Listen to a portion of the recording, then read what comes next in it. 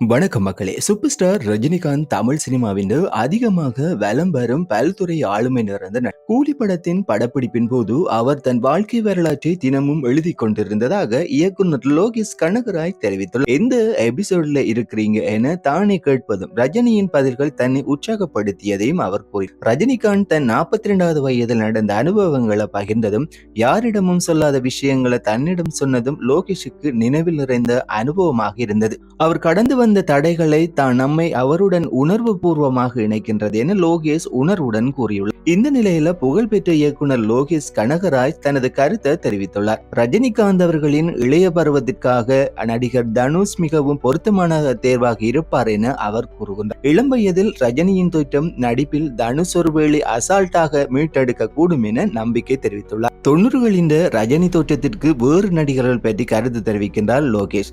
அந்த காலத்திற்கான தோற்றத்திற்கு சிவகார்த்திகேயன் மற்றும் விஜய் சேதுபதி சிறந்த தேர்வாக இருப்பார்கள் என கூறுகின்றார். இவர்களின் நடிப்பு திறனும் ரசிகர்கள் மத்தியில் உள்ள செல்வாக்கு முக்கிய காரணமாகும். இவர்கள் மூவரும் தமிழ் சினிமாவின் நவீன தூண்களாக திகழ்கின்றனர். தங்கள் சுயதிறமை, குரல், உடல் மொழி, ரசிகர்களிடையான செல்வாக்கு ஆகியவற்றால் ரஜினியின் பல பருவங்களையும் சாத்தியமாக உயிர்ப்பிக்கக்கூடியவர்கள். இயக்குனர் லோகேஷின் கைவசம் இந்த யோசனை இருந்தால் அது ஏற்கனவே வெற்றி பாதையில் நகர்கிறது என்பதே உண்மை. ரஜினியின் வாழ்க்கையை உலகுக்கு காட்டும் இந்த திரைப்படம் ஒரு வாழ்க்கையின் பயணத்தை மட்டுமல்ல, இந்திய சினிமாவின் வளர்ச்சியையும் பிரதிபலிக்க போகின்றது.